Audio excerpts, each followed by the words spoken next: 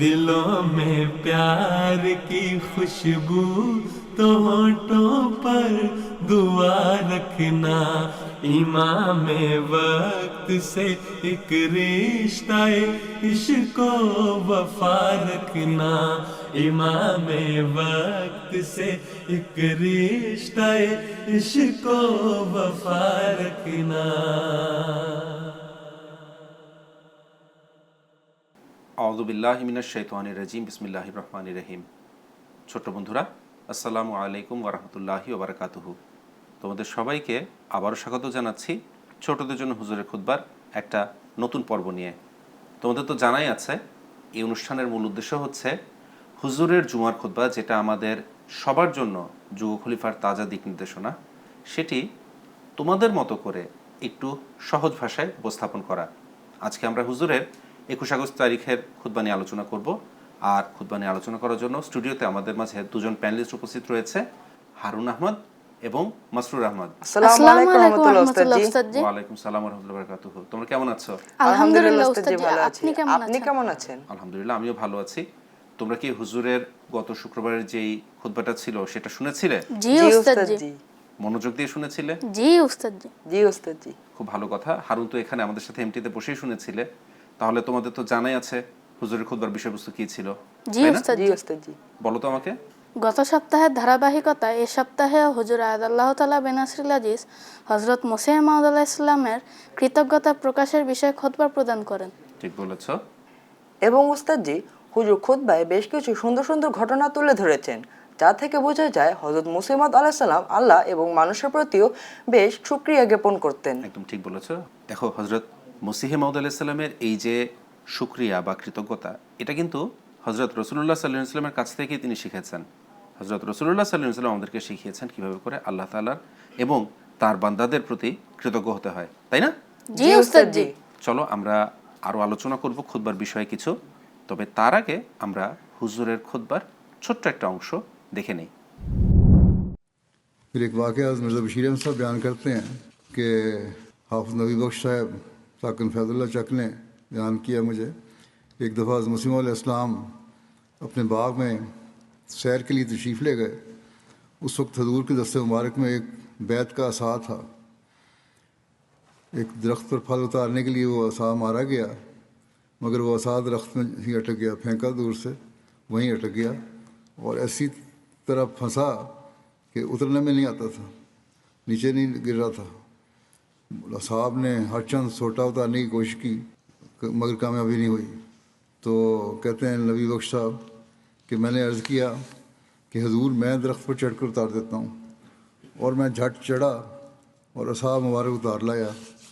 हजूर इस कदर खुश और मुतवज्जह हुए कि बार बार मोहब्बत भरे अल्फाज में फरमाते थे कि मियाँ नबी बख्श, ये तो आपने कमाल किया कि दरख्त पर चढ़कर फ़ौरन सोटा उतार लिया। कैसे दरख्त पर चढ़े और किस तरह से दरख्त पर चढ़ना सीखा? ये सोटा तो हमारे वालिद साहब के वक्त का था, जिसे गोया आज आपने नया दिया है। हजूर रास्ते में भी बार बार फरमाते थे कि मियाँ नबी बख्श ने दरख्त पर चढ़कर सोटा उतारने में कमाल किया है। नीज़ हजूर की आदत में दाखिल था कि खा कोई छोटा हो या बड़ा, किसी को तू के लफ्ज़ से खिताब न करते थे। हालांकि मैं छोटा बच्चा था, मुझे कभी हुजूर ने तू से मुखातब न किया था। হারুন, মাসরুর, তোমরা তো শুনলেই হুজুর কি সুন্দর একটা ঘটনা বলেছেন খুতবায়, যে মুসা মাউদ আলাইহিস সালাম একজন বলা যায় শিশু বয়সে একজন নবীন সাহাবী, মিয়াঁ নবী বক্স সাহেব, তিনি মুসা ইসলামের বাবার একটা যে ছড়ি ছিল গাছে আটকে গিয়েছিল, সেটা নামিয়ে আনার কারণে হুজুর কত সুন্দর করে বারবার তার কৃতজ্ঞতা প্রকাশ করেছেন এবং তাকে কি সুন্দর আপনি আপনি করে বলেছেন। এটা কিন্তু একটা অনেক বড় শিক্ষণীয় বিষয়। এটা মিয়াঁ নবী বক্স সাহেব বলেছেন যে কখনো মুসা ইসলাম তুই করে বা ছোট দেখে কোনো তাচ্ছিল্যমূলক শব্দ কিন্তু কখনো বলেন নাই, তাকে খুব সুন্দর করে আদবের সাথে ছোট একটা বাচ্চার সাথে কথা বলেছেন। আচ্ছা, খুতবায় তো বেশ অনেকগুলো ঘটনা হুজুর বলেছেন, তোমাদের নিশ্চয়ই বেশ কিছু ঘটনা মনে আছে, আর তার মাঝখান থেকে কোনো কোনো ঘটনা ভালো লেগে থাকবে। আমাকে বলো তো কোন ঘটনাটা মাসরুর তোমার সবচেয়ে ভালো লেগেছে? উস্তাদ জি, আমার ভালো লাগা ঘটনা হলো হযরত মুসা মাউদ আলাইহিস সালাম সকল ছোট কাজকে মূল্যায়ন করতেন এবং শুকরিয়া জ্ঞাপন করতেন। যারা রাত জেগে কাজ করত তাদের জন্য হযরত মুসলিম আলাইহিস সালাম দুধ ও অন্যান্য খাবারেরও ব্যবস্থা করতেন ঠিক, এবং তাদের পারিশ্রমিকও বাড়িয়ে দিতেন এবং শুকরিয়াও জ্ঞাপন করতেন। একদম ভালো বলেছ। খুবই সুন্দর একটা বিষয় তুমি লক্ষ্য করেছ। এটার মধ্যে কিন্তু আমাদের জন্য শিক্ষণীয় অনেক কিছু রয়েছে। দেখো, হজরত মসিহ মাউদ আলাইহিসসালাম যেই কাজের জন্যই সাহাবীদেরকে রাত জাগাতেন, সেটা কিন্তু দিনের কাজ, ধর্মের কাজ। ইসলাম আহমদিয়াতের বিজয়ের জন্য, হজরত রসুলুল্লাহ সাল্লাল্লাহু আলাইহি ওয়াসাল্লামের কথা পৃথিবীতে প্রচারের জন্য, প্রসারের জন্য তিনি এই বইগুলো লিখতেন। এখন হতে পারে যে এনারাও তো সাহাবীই ছিলেন বা মুসলিম ইসলামের মান্যকারী ছিলেন অধিকাংশই, তো রাত জেগে কাজ করছেন, তারাও ধর্মের জন্যই কাজ করছেন, সেবা করছেন। কিন্তু এজন্য কিন্তু মুসা আলাইহিস সালাম তাদের আদর যত্ন করতে, আদর আপ্যায়নের ব্যবস্থা করতে কোনো কমতি করেননি। অর্থাৎ আল্লাহর জন্য কাজ করছেন, কিন্তু মুসা ইসলাম এমনভাবে তাদের কৃতজ্ঞতা প্রকাশ করতেন যেন মুসা ইসলামের জন্য কোনো ব্যক্তিগত কাজ তারা করে দিচ্ছেন, তাদের পারিশ্রমিকও অনেক বাড়িয়ে দিতেন। এটা থেকে বোঝা যায় যে হজরত মুসা আলাইহিস সালাম কতটুকু ধর্মের জন্য নিবেদিত ছিলেন। ধর্মের কাজকে তিনি তার ব্যক্তিগত কাজের মতো মনে করতেন এবং এই জন্য তাদের এতটা কৃতজ্ঞতা প্রকাশ করতেন। শুধু পারিশ্রমিক বাড়িয়ে দিতেন, খাবার দাবার ব্যবস্থা করতেন তাই না, তাদের জন্য কৃতজ্ঞতা প্রকাশ করতেন। আমারও কিন্তু এই ঘটনার সাথে মেলানো আরেকটা ঘটনা খুব ভালো লেগেছে। একবার মুসা আলাইহিস সালাম কোনো একজনকে দোকান থেকে কোনো একটা রাবড়ি বা এই ধরনের কোনো একটা মিষ্টি জাতীয় খাবার আনতে পাঠিয়েছিলেন। তো যেই সাহাবী, নবীন সাহাবী, তিনি সেটা নিয়ে আসলেন। মুসা আলাইহিস সালাম তখন বললেন যে এর অর্ধেকটা তুমি নাও। তিনি দিয়ে যাচ্ছিলেন যে হুজুর আপনি আমাকে টাকা দিয়ে পাঠিয়েছেন, আমি এটার মধ্যে কিভাবে করে ভাগ বসাবো, আমি তো এটা নিব না। মুসা আলাইহিস সালাম তখন কি বলেছেন, বলে মিয়া আমি টাকা দিয়েছি, এটা আমার অংশ ছিল, আর তুমি কষ্ট করে বাজার থেকে গিয়ে নিয়ে এসেছো, তুমি তোমার পরিশ্রম দিয়ে এই জিনিসের উপর তোমার অধিকার সৃষ্টি করে নিয়েছো, এই জন্য এটার অর্ধেক এখন তোমাকে নিতে হবে, অর্ধেক আমার অর্ধেক তোমার। আমরা কিন্তু এত সূক্ষ্মভাবে চিন্তা করতে পারি না, আমাদের মাথায় থাকে না, কিন্তু এভাবে করে সূক্ষ্মভাবে চিন্তা করা উচিত। ভালো একটা ঘটনা গেল, এবার হারুন আমাদেরকে বলো তোমার ভালো লাগা ঘটনা কি ছিল? জি উস্তাদ। একবার এক সাহাবী হজরত মুসিহ মাউদ আলাইহিস সালামের ডাকে সাড়া দিয়ে অনেক বেশি পরিমাণে আর্থিক কোরবানি করেন। পরবর্তীতে হজরত মুসিহ মাউদ আলাইহিস সালাম তাকে ডেকে বলেন যে তাকে আর কখনো চাঁদা দিতে হবে না, কিন্তু তিনি চাঁদা দেওয়া বন্ধ করেননি, বরং সারা জীবনই আর্থিক কোরবানি করে গিয়েছেন। ঠিক বলেছো হারুন, আমি বুঝতে পেরেছি তুমি ডক্টর খলিফা রশিদউদ্দিন সাহেবের ঘটনাটা বলতে চেয়েছো, তাই না? জি উস্তাদ। দেখো, হজরত খলিফা রশিদউদ্দিন সাহেব মুসা আলাইহিস সালাম কোনো একটা মামলার কারণে তখন বেশ অর্থের প্রয়োজন ছিল। মুসা আলাইহিস সালাম বেশ কয়েকজনকেই জানিয়েছিলেন সেটা, তাদের মধ্যে খলিফা রশিদউদ্দিন সাহেব তার কাছে যা ছিল পুরোটা পাঠিয়ে দিয়েছিলেন এবং ওয়াদা করেছিলেন যে হুজুর ভবিষ্যতে আমি আমার প্রত্যেক মাসে আমার যা বেতন হয় আমি পুরোটা পাঠিয়ে দেব। এবং তিনি যেহেতু ডাক্তার ছিলেন, ডাক্তারিও তিনি করতেন, এটা তার একটা সাইড ইনকাম ছিল। তো যাই তার হাতে আসতো তিনি মুসা আলাইহিস সালামকে পাঠিয়ে দিতেন। মুসা আলাইহিস সালাম তার এই কাজের কারণে কৃতজ্ঞতা প্রকাশ করেছেন, বলেছেন যে আপনার এখন থেকে আর চাঁদা দেওয়ার প্রয়োজন নাই। দেখো হুজুর খুতবায় এটা বলেছেন। মুসা আলাইহিস সালাম কিন্তু তার একটা বইয়ে একবার এটা লিখেও দিয়েছিলেন যে কেউ যদি 3 মাস একটানা চাঁদা না দেয় তাহলে তিনি ধরে নেবেন তার আহমদিয়তের প্রতি কোনো আকর্ষণ নাই এবং তিনি আহমদিয়তের খাতা থেকে তার নামটা কেটে দিবেন। কিন্তু খলিফা রশিদউদ্দিন সাহেবকে মুসা আলাইহিস সালাম বলছেন আপনি এত কোরবানি করেছেন, আপনার আর এখন থেকে আর্থিক কোরবানি করার প্রয়োজন নাই, চাঁদা দেওয়ার প্রয়োজন নাই। কিন্তু তিনি কি বন্ধ করেছেন? বন্ধ করেন নাই। কেন? সেটাও হুজুর রসুলুল্লাহ সাল্লাল্লাহু আলাইহি ওয়াসাল্লামের ঘটনা থেকে বুঝিয়েছেন। হুজুর খুতবা এটা বলেছেন যে হযরত মুহাম্মদ রাসূলুল্লাহ সাল্লাল্লাহু আলাইহি ওয়াসাল্লামের যাবতীয় ভুল ত্রুটি বা সম্ভাব্য যাই হতে পারে সবকিছু আল্লাহ তাআলা ক্ষমা করে দিয়েছিলেন। কিন্তু তারপরেও রাসূলুল্লাহ সাল্লাল্লাহু আলাইহি ওয়াসাল্লাম কি করতেন? দীর্ঘ রাত তিনি তাহাজ্জুদ পড়তেন, আল্লাহ তাআলার দরবারে কান্নাকাটি করতেন, দোয়া করতেন, তার পা ফুলে যেত। হযরত আয়েশা রাদিয়াল্লাহু আনহা প্রশ্ন করেছেন তাকে, অন্যান্য সাহাবীরা প্রশ্ন করেছেন যে ইয়া রাসূলুল্লাহ, আল্লাহ তাআলা তো আপনার পূর্বাপর সব যত ভুল ত্রুটি হতে পারে সবকিছু ক্ষমা করে দিয়েছেন, তাহলে আপনি কেন এত কষ্ট করে এত ইবাদত করেন?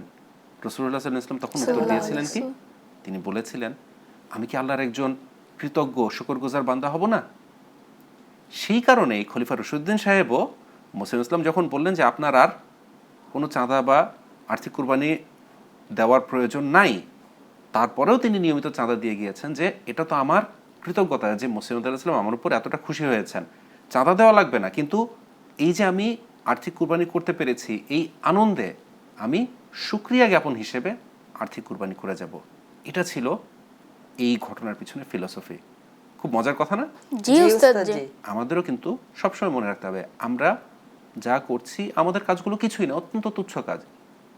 আমরা আসলে ধর্মের কোনো সেবা ঠিকমতো করতেই পারি না, আমরা আল্লাহ তাআলার ইবাদতের হক কখনোই আদায় করতে পারি না।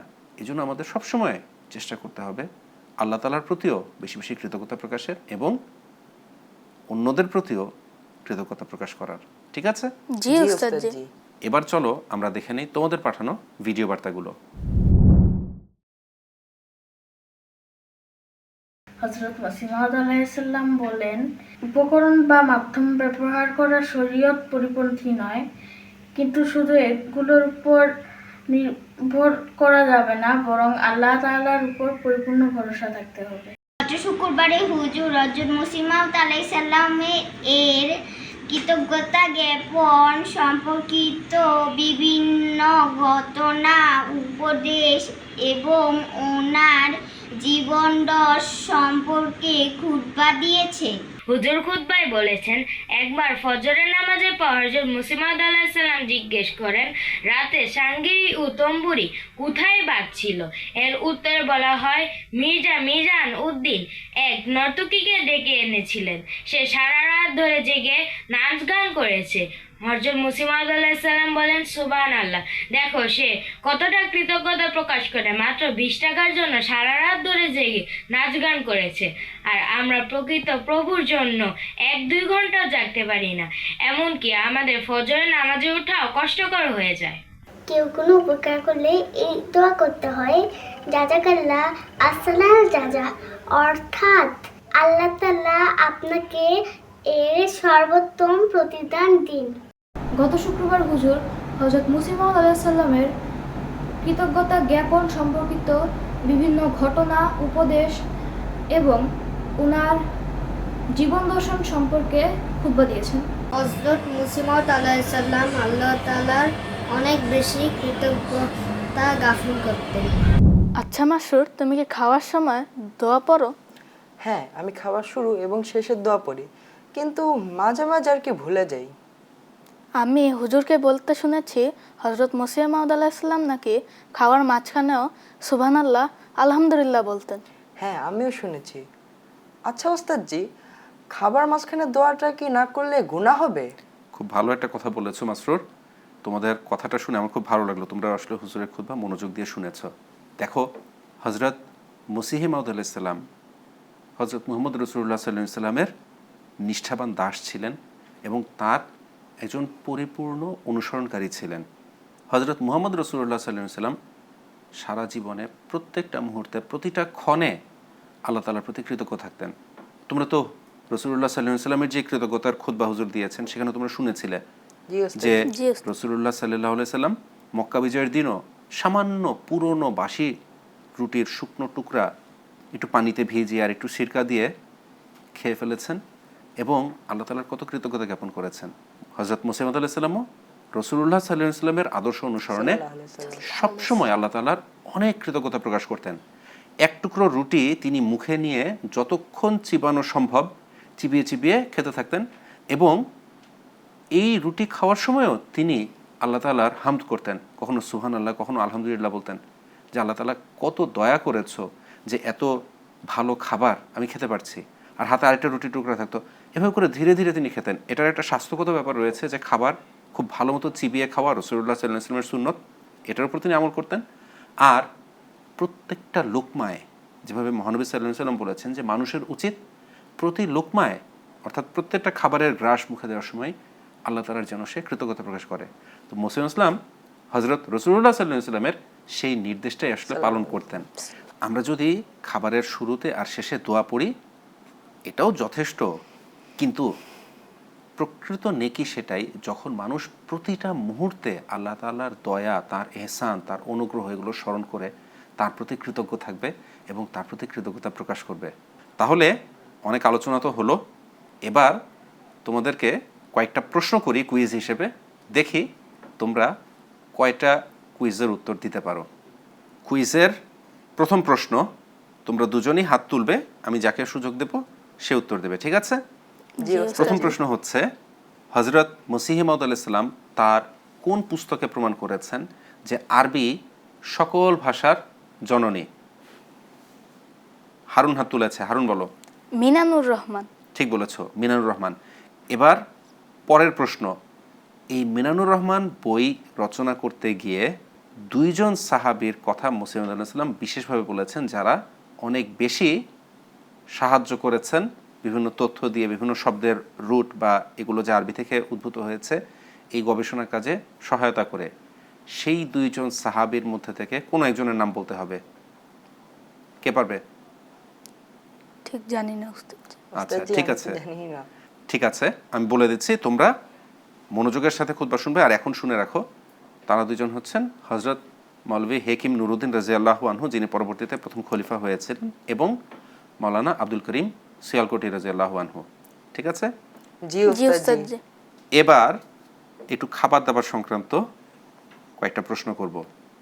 হজরত মসিহ মাউদ আলাইহিস সালাম একটা জিনিস বলেছিলেন একবার ঘটনাচক্রে, যে আম যদি কেউ বেশি খেয়ে ফেলে তাহলে এটার একটা অ্যান্টিডোট বা প্রতিষেধক ধরনের বিষয় রয়েছে। অন্য একটা জিনিস খেলে অতিরিক্ত আম খাওয়ার যেই অ্যাকশনটা রয়েছে সেটা কেটে যায়। সেটা কি ছিল? হ্যাঁ, দুইজনে হাত তুলেছে, আগে মাসরুর তুলেছে। মাসরুর বলো। উস্তাদজি, এটি হলো জাম। ঠিক বলেছ। যদি আম খুব বেশি খাওয়া হয়ে যায় তাহলে কয়েকটা জাম খেয়ে ফেললে সেটার অ্যান্টিডোট হিসেবে কাজ করে, অর্থাৎ আমের যে চিনি বা সুগার রয়েছে এটার জন্য আর অতটা ক্ষতি হয় না। ঠিক আছে? এবার এর সাথে আরও একটা জিনিস মুসলিম ইসলাম বলেছিলেন, আরও একটা ফলের কথা বলেছিলেন, আমি ওটা জিজ্ঞেস করি। কলা যদি কেউ বেশি খেয়ে ফেলে তাহলে এটার অ্যাকশন বা এটার প্রভাব কাটানোর জন্য কি খেতে হয়? এবার হারুন হাত তুলেছে, হারুন বলো। কাঁচা চাল চিবিয়ে খেতে হয়। ঠিক, একটু কাঁচা চাল চিবিয়ে খেলে কলার যে অতিরিক্ত কলা খাওয়ার যেই অ্যাকশন বা প্রভাব থাকে সেটা কেটে যায়, সেটা দূর হয়ে যায়। এখন পর্যন্ত দুটো প্রশ্নের উত্তর দিয়েছে হারুন, একটা প্রশ্নের সঠিক উত্তর দিয়েছে মাসরুর। এবার আমাদের পরের প্রশ্ন, একজন সাহাবী হজরত মসিহ মাউদ আলাইহিস সালামের জন্য খুব দামি আতর আনতে চেয়েছিলেন, এনেছিলেন, কিন্তু পথে ঘটনাচক্রে তার আতরের বোতল থেকে অধিকাংশ আতর পড়ে গিয়েছিল, বড় জোরে 1-2 ফোঁটা আতর হয়তো ছিল। তো মসিহ মাউদ আলাইহিস সালাম সেই সাহাবীকে কি বলেছিলেন বলতে পারবে? মাসরুর আগে হাত তুলেছে, বলো। উস্তাদজি, উনি বলেছেন তোমার আতরের শিশিরের সোয়াব আল্লাহর কাছে পৌঁছে গেছে। ঠিক, আমি ধরে নিচ্ছি তোমার উত্তরটা সঠিক। মসিহ ইসলাম যেটা বলেছিলেন, আসলে তোমার কথাটা অর্থগতভাবে ঠিক আছে, যে তুমি 1 ফোঁটা যদিও আমার কাছে এসে পৌঁছেছে, কিন্তু যেহেতু তুমি পুরো শিশির আতর এনেছিলে, পুরো শিশির জন্যই তুমি আল্লাহ তাআলার কাছে সোয়াব পাবে। তাহলে এখন পর্যন্ত দুইজনই দুইটা প্রশ্নের সঠিক উত্তর দিয়েছ। এইবার আমাদের শেষ প্রশ্ন, দেখি কে উত্তর দিতে পারে। প্রশ্নটা হচ্ছে, হজরত মসিহ মাউদ আলাইহিস সালাম তাজকিরাতুশ শাহাদাতাইন বইটা যখন রচনা করতে চাচ্ছিলেন তখন তিনি অসুস্থ ছিলেন এবং তার প্রচণ্ড ব্যথা ছিল। আমাকে বলতে হবে মসিহ মাউদ আলাইহিস সালামের কি অসুস্থতা ছিল বা কিসে ব্যথা ছিল। ঠিক মনে জানি পড়ছে না না উস্তাদজি। উস্তাদজি। ঠিক আছে, দুজনের একজনের মনে পড়ছে না। হজরত মসিহ মাউদ ইসলামের কিডনির ব্যথা ছিল এবং কিডনির রোগে তিনি তখন কষ্ট পাচ্ছিলেন। তাহলে আজকের মতো আমাদের কুইজ সমান সমান বলা যায় টাই হয়ে গেছে, কোনো সমস্যা নেই। আমরা আশা করব ভবিষ্যতে তোমরা আরও ভালো প্রস্তুতি নিয়ে চেষ্টা করবে বিজয়ী হবার জন্য। তাহলে এখন তোমাদেরকে পুরস্কার দেবার পালা। প্রথমে তোমার পুরস্কার হারুন আহমদ, জাযাকুমুল্লাহ উস্তাদ। বারাকাল্লাহু লাকুম। বারাকাল্লাহ। আর এবার হচ্ছে মাসরুর, তোমার পুরস্কার, জাযাকাল্লাহ উস্তাদজি। বারাকাল্লাহ। বারাকাল্লাহু লাকুম। বসো। ছোট বন্ধুরা, আমরা আমাদের অনুষ্ঠানের একদম শেষ পর্যায়ে চলে এসেছি। তোমাদের যারা ভিডিও বার্তা পাঠিয়েছো তাদের সবাইকে অনেক অনেক ধন্যবাদ, জাযাকুমুল্লাহু খায়রান।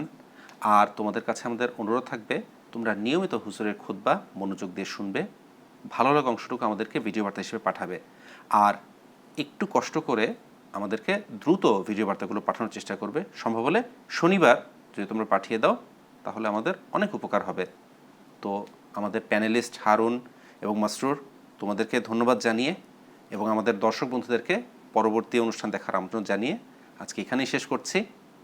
আসসালামু আলাইকুম ওয়া রাহমাতুল্লাহি ওয়া বারাকাতুহু। दिलों में प्यार की खुशबू तो होठों पर दुआ रखना, इमाम वक्त से एक रिश्ता इश्क वफा रखना, इमाम वक्त से एक रिश्ता इश्क वफा रखना।